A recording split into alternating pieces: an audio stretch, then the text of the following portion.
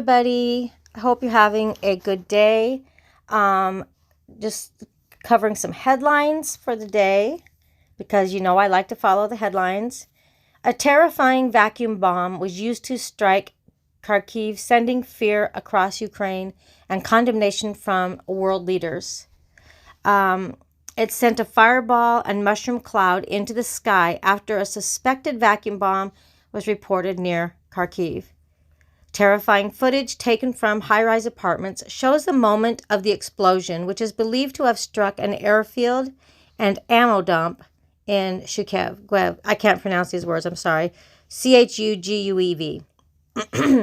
Reports suggest that Russians' targets was a weapons depot in the city. The blast wave from the explosion caused those filming to jump back. Several clips have been shared online, but some with the sound of aircraft, suggesting the airfield may have been bombed from the air. There was speculation the blast may have been caused by the deadly vacuum bombs being deployed by the Russians. Another blast was heard in the Sumy region in the northeast yesterday, while Ukrainians claimed to have found parts of a vacuum bomb at Oktyrka. Sorry, I cannot pronounce that. Zelensky has already accused Putin of war crimes after Moscow's forces launched what was believed to be cluster and vacuum bomb attacks in an attempt to turn the tide of a conflict that they have so far been losing. Yeah, that is a war crime. I'm not sure what they're going to do about that. Probably nothing. In a late-night address on Monday directed at Russia, Zelensky said there would definitely be an international tribunal for what he said was a violation of all conventions, and added that no one in the world will forgive you for killing peaceful Ukrainian people. Prosecutors at The Hague have said they intend to open a probe as soon as possible. Zelensky spoke after what appeared to be a cluster bomb attack on the city of Kharkiv on Monday, which killed 8 people and wounded a further 6.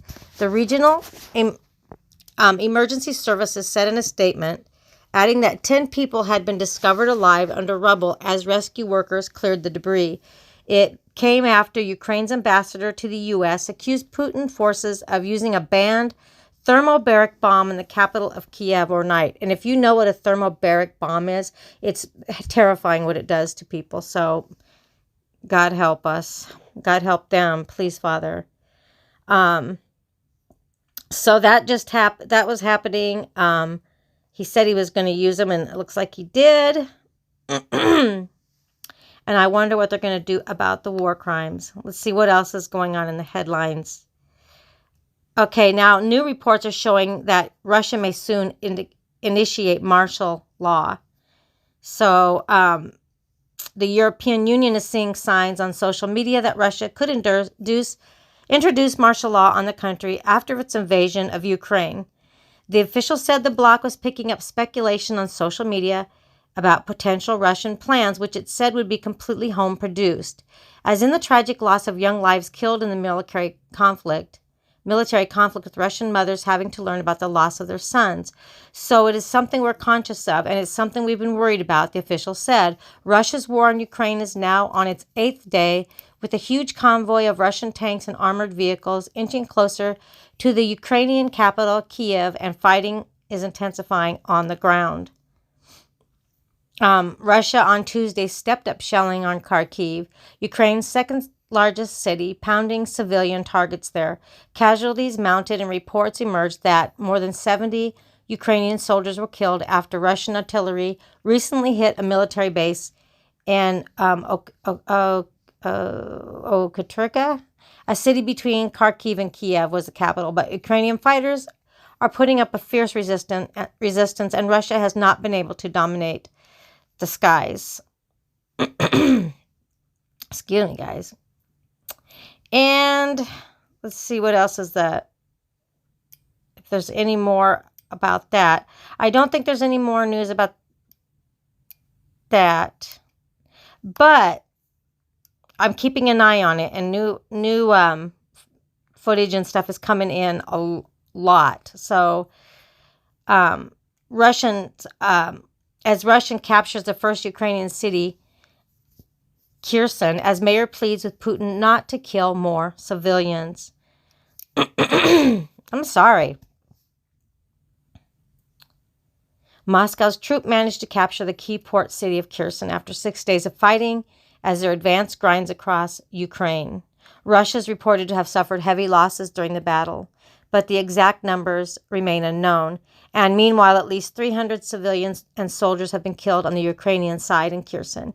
Ukrainians, however, had remained defiant until the end, as one man was seen waving 2 blue and yellow national flags in the city's main square. People shouted "Glory to Ukraine" as a lone protester faced down 3 Russian Z-tanks and a group of soldiers parked nearby. The city near Crimea is home to 300,000 people and opens up the pathway for the Russians to move towards Odessa.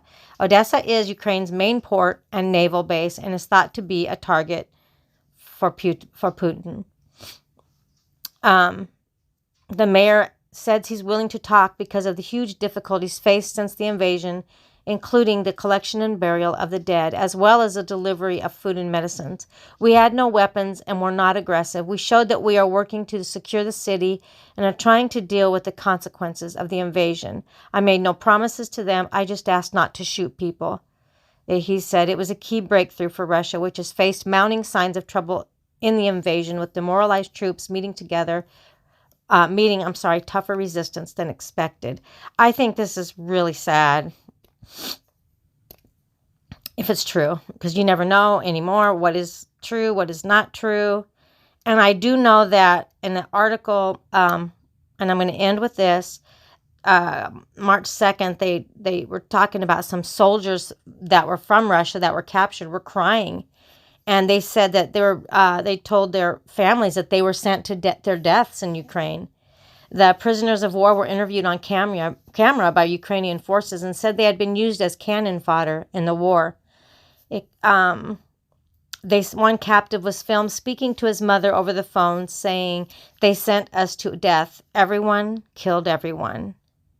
And the soldier broke down and said, "I love you, Mom." In another clip, a different Russian prisoner said, "We came for training. We were lied to, and that's why I am here." So, and obviously they weren't trained very well. They just kind of stuck them out there, you know. It's really sad.